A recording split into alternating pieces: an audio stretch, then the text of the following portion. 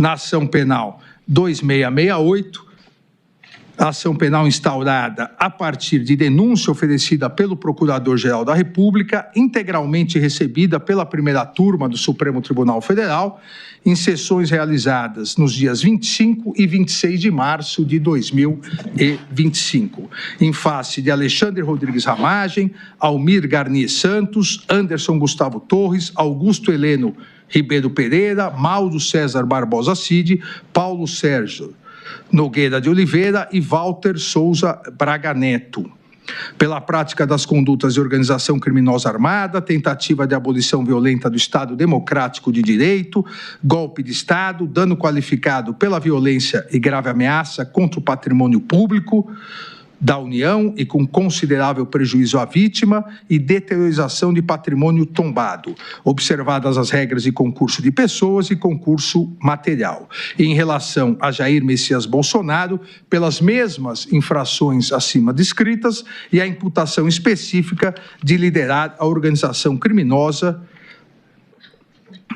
Essa denúncia foi por unanimidade recebida. Transcrevo no relatório, presidente, a ementa que faço rápidas observações, principalmente porque foram as teses todas apresentadas pela defesa. Na ementa constou a inexistência de impedimento, suspeição ou de parcialidade do ministro relator e dos ministros Cristiano Zanin e Flávio Dino. O plenário dessa Suprema Corte pacificou que as alegações das defesas não caracterizam as situações legais que impediriam o legítimo exercício da jurisdição pelas autoridades arguidas. Item 2 da ementa, competência deste Supremo Tribunal Federal, por meio de sua primeira turma, a partir de 18 de dezembro de 2023, artigo 9º, inciso 1º, letra L do Regimento Interno do Supremo Tribunal Federal, para o processo e julgamento de todas as investigações, inquéritos e ações penais referentes aos atos antidemocráticos, milícias digitais, tentativa de golpe e atentado contra os poderes e instituições, inclusive aqueles ocorridos no dia 8 de janeiro de 2023. Seguimos aqui no Jornal da Manhã, acompanhando o julgamento da suposta trama golpista. Nesse momento, fala o ministro Alexandre de Moraes. Nas investigações da denúncia e no próprio procedimento realizado com base na Lei 8.038 de 1990. O devido processo legal configura dupla proteção ao indivíduo, atuando tanto no âmbito material, de proteção ao direito de liberdade, quanto no âmbito formal, ao assegurar-lhe paridade total de condições com o Estado persecutor e plenitude de defesa, direito à defesa técnica, à publicidade do processo, à citação, de produção ampla de provas, de ser processado e julgado pelo juiz competente, direito aos recursos, à decisão imutável e à revisão criminal. Item 4, inexistência de nulidade no prazo simultâneo para a apresentação das defesas prévias do artigo 4º da Lei 8.038 de 90. Ausência de previsão legal, inclusive com previsão de sigilo do acordo de colaboração premiada como regra até eventual recebimento da denúncia. Nos termos do artigo 4º, parágrafo 10A da Lei 12.850, de 2013, somente após a instauração da ação penal, em todas as fases do processo, deve-se garantir ao réu delatado a oportunidade de manifestar-se após o decurso do prazo concedido ao réu que o delatou. Inexistência de previsão legal para que a sustentação oral da defesa do colaborador naquela fase seja anterior à dos demais denunciados. Item 5, inexistência de nulidade no oferecimento de 5 denúncias por núcleos de atuação pela Procuradoria-Geral da República. Inaplicabilidade do princípio da indivisibilidade da ação penal às ações penais públicas precedentes. Impossibilidade de decisões contraditórias, uma vez que será o mesmo órgão julgador a analisar todos os fatos e as 5 denúncias oferecidas pelo Ministério Público. Item 6, amplo e restrito acesso a todos os elementos de prova que embasaram a denúncia. Os advogados devidamente constituídos, ainda durante a investigação criminal e logo após as medidas cautelares realizadas, tiveram várias vezes acesso à íntegra dos autos e dos documentos probatórios. As defesas tiveram acesso aos mesmos elementos probatórios utilizados pelo Ministério Público para o oferecimento da denúncia, cerceamento de defesa inexistente, inexistência de document dump.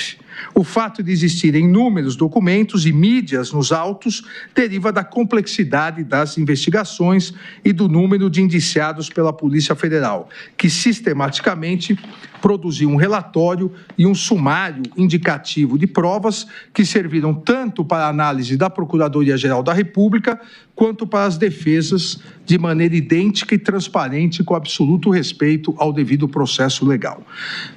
Item 8 da ementa do recebimento da denúncia, legalidade do inquérito 4.874 e da petição 12.100, reconhecida pelo plenário do Supremo Tribunal Federal. Inexistência de irregularidades nas investigações da Polícia Federal, acompanhados pelo Ministério Público e supervisionadas pelo Poder Judiciário, que geraram mais de 1.600 ações penais. Item 9, inexistência de nulidade, não caracterização de fishing expedition. A hipótese dos autos, consubstanciada investigação iniciada para apurar a existência de milícias digitais atentatórias ao Estado Democrático de Direito e à independência das instituições, não se confunde com a chamada pesca probatória, que somente se caracteriza quando se pretende investigar genericamente algumas pessoas e não fatos, de maneira especulativa, ou seja, obter qualquer dado aleatório, independentemente da investigação instaurada ou infração penal existente. Não se pode confundir uma detalhada e complexa investigação com a ilegal pesca probatória.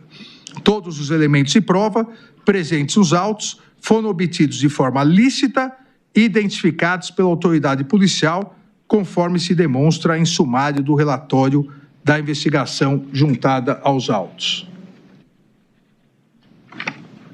Item 10. Inaplicabilidade das regras do juízo de garantias em processos de julgamento do Supremo Tribunal Federal, tribunais superiores e demais processos de competência originária dos tribunais, que devem observar os termos da Lei 8.038, de 90, conforme decidido pelo plenário do Supremo Tribunal Federal, nas ADIs 6298, 6299, 6300, 6305, de relatoria do eminente ministro Luiz Fux. Item 11, legalidade e validade do acordo de colaboração premiada. O acordo de colaboração premiada, firmado entre a Polícia Federal e Mauro César Barbosa Cid, foi devidamente homologado com a máxima observância dos requisitos legais, ressaltando-se a voluntariedade do colaborador Mauro César Barbosa Cid em celebrá-lo e mantê-lo, inclusive acompanhado de seus advogados, devidamente constituídos em todos os atos. Item 12, competência constitucional e legal do Poder Judiciário nas colaborações premiadas. Em face da previsão legal de possibilidade de o acordo homologado ser rescindido em caso de omissão dolosa e contradições sobre os fatos objetos da colaboração, o ministro relator tem competência constitucional e legal para designar e presidir audiência com a presença do colaborador, seus advogados e o Procurador-Geral da República, com a finalidade de sanar essas eventuais irregularidades, bem como para analisar a manutenção dos requisitos legais exigidos para a permanência de validade da colaboração premiada, quais sejam regularidade e legalidade, adequação dos benefícios pactuados, adequação dos resultados da colaboração e voluntariedade da manifestação de vontade, especialmente nos casos em que o colaborador está ou esteve sob efeito de medidas cautelares, ausência de coação ou nulidade. Item 13 da ementa do recebimento da denúncia, denúncia apta, presença dos requisitos do artigo 41 do Código de Processo Penal, demonstração nos autos de provas da materialidade e indícios de autoria dos crimes de organização criminosa armada, tentativa de abolição violenta do Estado Democrático de Direito, dano qualificado pela violência e grave ameaça contra o patrimônio da União e considerável prejuízo para a vítima,